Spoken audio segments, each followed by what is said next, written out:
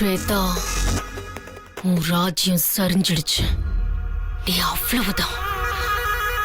இந்த வீட்டை பொறுத்த வரைக்கும் நீ செல்லா காசு, பழச தூக்கி போடுற குப்பை தொட்டி. எதுக்காக நீ இன்னும் அசிங்கப்பட்டு இருக்கணும்?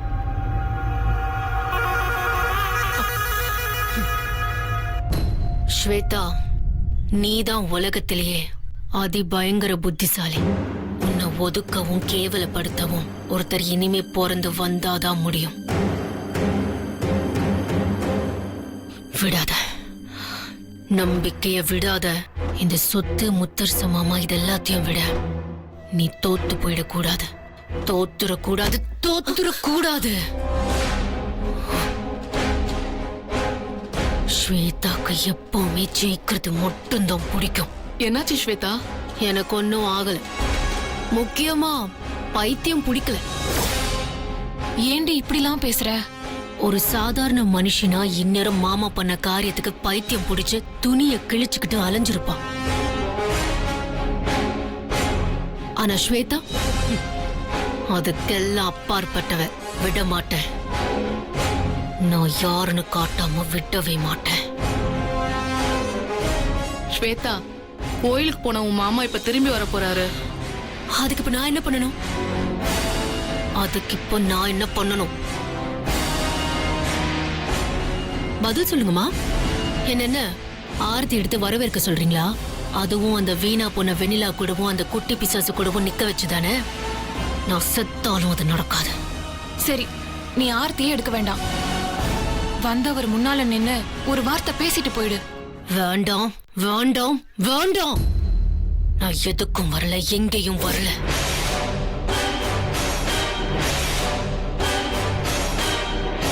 அப்படி நான் தேவனா மாமாவை தேடி வந்து என்னை பார்த்துட்டு போகட்டும். ஆனா கண்டிப்பா நானா வந்து பாக்குறதா இல்ல. இதான் என் முடிவு. நீங்க யாரும் என்ன வற்புறுத்தாதீங்க.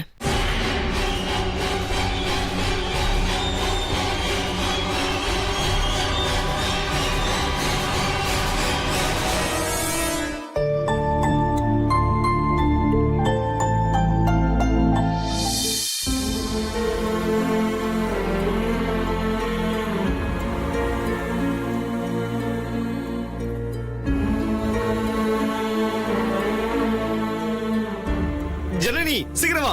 அண்ணன் வந்துட்டாரு. ஆரத்தி எடுக்கணும், சீக்கிரமா. அண்ணே நில்லுங்கண்ணே.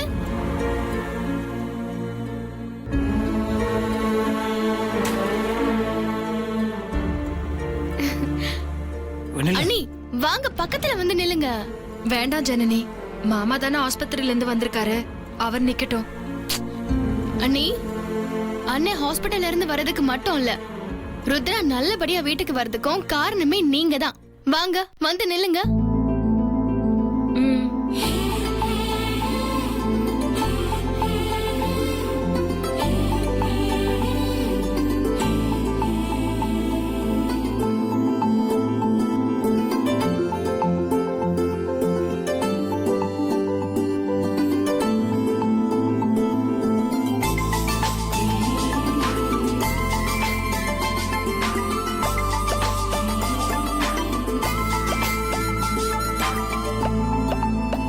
ஸ்வேதாவை காணுமே.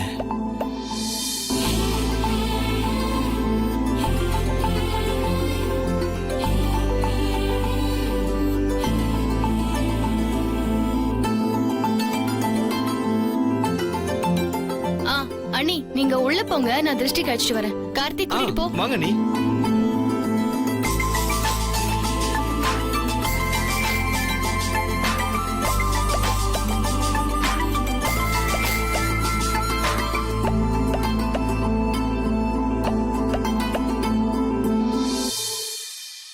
ரொம்ப சந்தோஷமா இருக்குங்கய்யா. நீங்க நல்லபடியா உயிர் பொழைச்சி திரும்பி வந்தது எங்க எல்லாருக்கும் ரொம்ப சந்தோஷமா இருக்குங்கய்யா.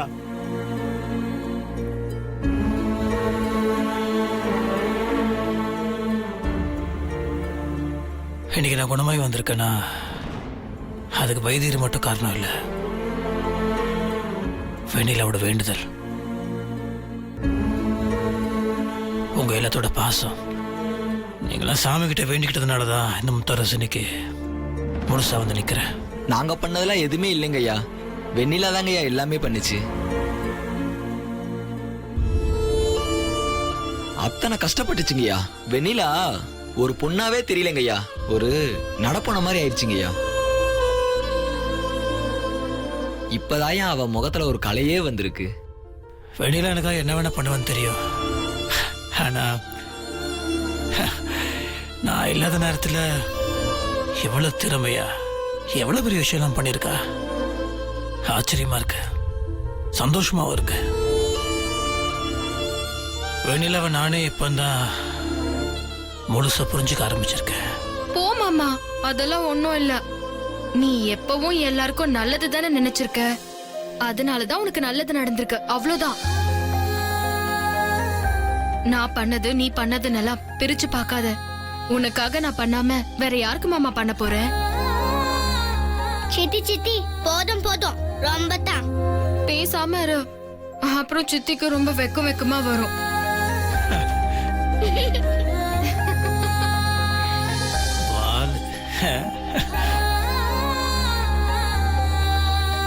அண்ணா, இப்ப உடம்பு எப்படிண்ணா இருக்கு?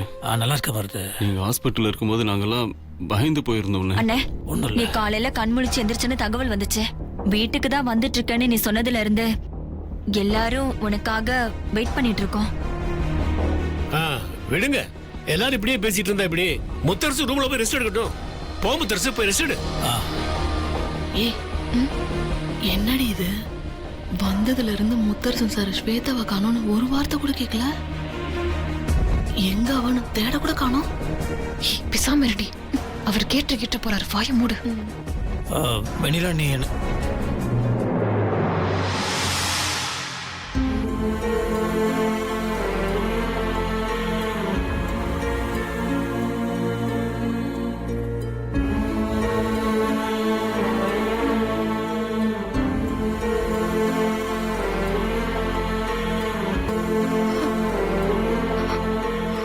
வெண்ணிலா, ஏய் என்னாச்சு? இல்ல முத்து மாமா, நான் எப்பவுமே சாமி கிட்ட வேண்டறதுக்கு ரொம்ப பயப்படுவேன். நான் எப்ப எதை வேண்டுனாலும் அது ஏதாவது ஒரு குறை வந்து நடக்காம போயிடும். நீயும் ருத்ராவும் ஒண்ணு சேரணும், இந்த வீட்டுக்கு நல்லபடியா வந்து சேரணும்னு திரும்ப திரும்ப வேண்டிட்டு இருந்தேன்.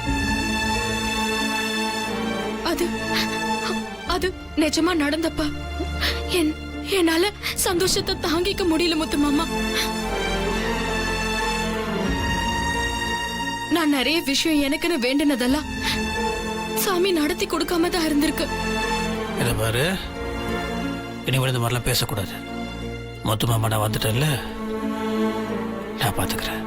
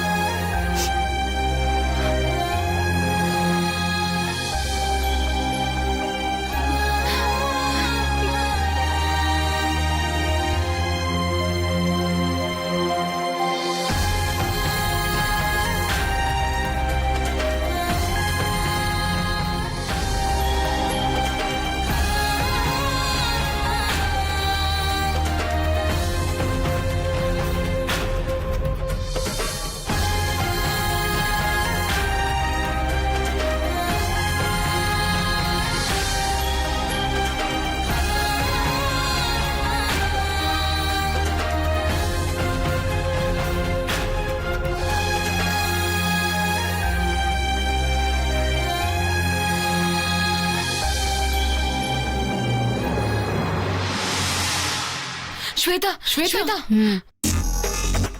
யாருக்கு இப்ப என்னாச்சு? எதுக்கு இப்படி பதட்டமா ஓடி வரீங்க? இல்ல ஸ்வேதா, உங்க மாமா வந்தாரு, ஆர்த்தி எடுத்தாங்க, உன்னை தேடுவாரு, உன்னை பத்தி ஏதாவது விசாரிப்பாருன்னு பார்த்தோம். ஆனா அவர் கடைசி வரைக்கும் உன்னை பத்தி ஒரு வார்த்தை கூட விசாரிக்கல. அவர் உன்னை தேடவும் இல்லடி.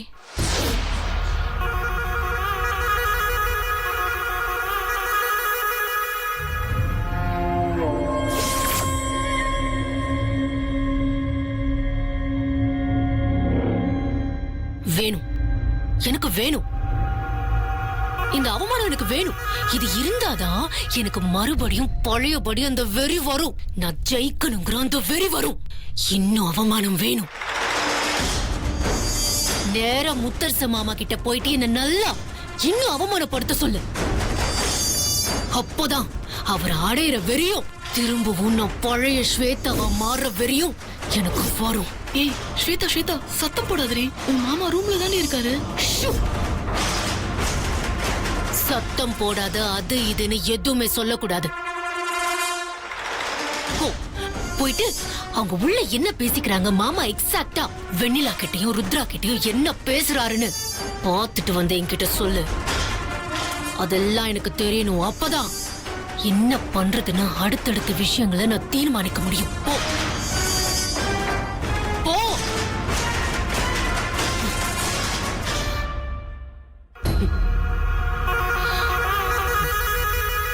ஸ்வேதா, நான் இன்னும் நோயாளி ஆகல. விடு, நான் பாத்துக்கிறேன்.